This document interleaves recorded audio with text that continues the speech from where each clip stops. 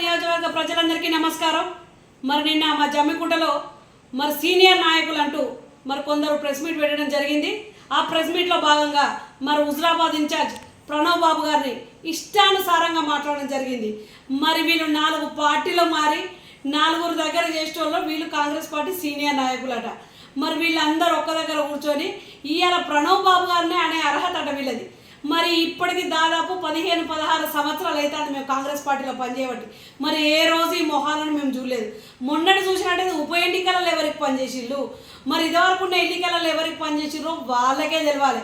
మరి ఈరోజు మాత్రం అందరూ ఒక్క దగ్గర కూర్చొని కాంగ్రెస్ పార్టీ సీనియర్ నాయకులు మాకు కాంగ్రెస్ పార్టీలో అవమానం జరిగింది, కాంగ్రెస్ పార్టీ ఇన్ఛార్జ్ మమ్మల్ని పట్టించుకోవడం లేదని వీళ్ళందరూ కలిసి ఓ ప్రెస్ మీట్ పెట్టడం జరిగింది. వీళ్ళందరికీ ఒకే ఒక్క మాట చెప్తున్నా, ఇవాళ కాంగ్రెస్ పార్టీలో ఉంటూ కాంగ్రెస్ పార్టీలో చిచ్చులు పెట్టడానికి తయారైన మీరు 4 పార్టీల నుంచి వచ్చిన వాళ్ళు సరిగ్గా ఉండు నేర్చుకోవాలి. ఫస్ట్ మీరు ఇవాళ ప్రణవ్ బాబు గారిని అనే స్థాయి మీది. ఈరోజు అధిష్టానం గుర్తించి కష్టకాలంలో కాంగ్రెస్ పార్టీ ఇక్కడ ఉన్నదని ఒక మంచి సౌమ్యుని, ఒక ఆణిముత్యం లాంటి వ్యక్తిని ఈరోజు మన హుజరాబాద్కు మరి ఇన్ఛార్జ్గా పంపించడం జరిగింది. మరి గత ఎలక్షన్లో చూసినప్పటికీ ఇప్పుడు ఎలక్షన్లో చూసుకుంటే ఆయనతో కూడా మీకు తెలియలేదని అడుగుతున్నా. మరి 3,000 ఓట్లు ఎక్కడ? దాదాపు 53,000 నుంచి 54,000 ఓట్లు ఎక్కడ? మరి ఇదంతా క్రెడిట్ అంతా ఎవరిదో మీకు గాయంతో కూడా తెలవడం లేదా? మరి ఈరోజు ప్రణవ్ బాబు గారిని అంటే మేము హైలైట్ అవుతామని అనుకుంటున్నారా? మరి మీరు అసలు ఏం మాట్లాడుతున్నారో, ఎందుకు మాట్లాడుతున్నారో అర్థం కావడం లేదు. మరి పాస్ల గురించి మాట్లాడతారు, మరి ఏమనంటే మమ్మల్ని పట్టించుకోవడం లేదని మాట్లాడతారు. ఇది అంత ఎందుకు? మీకేమన్నా ఇబ్బంది కలిగితే మనకు ఒక జిల్లా అధ్యక్షులు ఉన్నారు, మనకు ఒక పార్లమెంట్ సభ్యులు ఉన్నారు, మరి వాళ్ళ దగ్గరికి వాళ్ళ దృష్టికి తీసుకుపోవాలి. ఏమి లేకుండా ఇష్టానుసారంగా మీ ఇష్టం వచ్చినట్టు మాట్లాడితే మరి పార్టీలో సహిస్తాం అనుకుంటున్నారా? ఇన్ని రోజులు చూసినాం, సహించినాం, భరించినాం.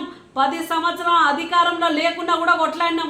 ఇవాళ అధికారంలోకి వచ్చినాక కూడా మీలాంటి వాళ్ళు వచ్చి మా మీద పెత్తనం జరిగిస్తే ఊకుంటాం అనుకుంటున్నారా? ఒక్కొక్కరికి బరిగిస్తాం, జాగ్రత్త. ఏం మాట్లాడుతున్నారు? ఏం ఉడికినా మీ పప్పులు ఉడికేది ఇప్పటి వరకే, ఎంపీ ఎలక్షన్ల రిజల్ట్ వరకే.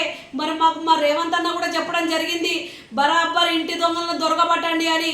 ఖచ్చితంగా మీ అన్ని డాటాలు తీస్తూనే ఉన్నాం, ఇంకా సహిస్తున్నాం, ఇంకా భరిస్తున్నాం మేము. ఏందండి మీరు చెప్పేది? ఏంటిదండి? ఈరోజు హుజరాబాద్ ఇన్ఛార్జ్ గురించా మీరు మాట్లాడేది? అనే స్థాయా మీరు మాట్లాడేది? ఇలా వాళ్ళ కుటుంబం గురించా మీరు మాట్లాడేది?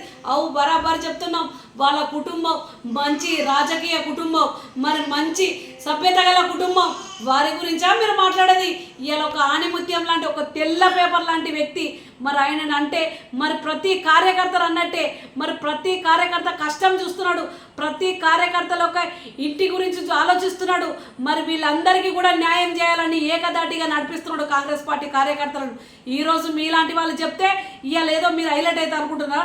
బరాబర్ చెప్తున్నాం, కాంగ్రెస్ పార్టీ గురించి కానీ కాంగ్రెస్ పార్టీ నాయకుల గురించి కానీ ఎవరైనా అవాకులు చెవాకులు మాట్లాడినో ఒక్కొక్కరిని తరిమి కొడతాం.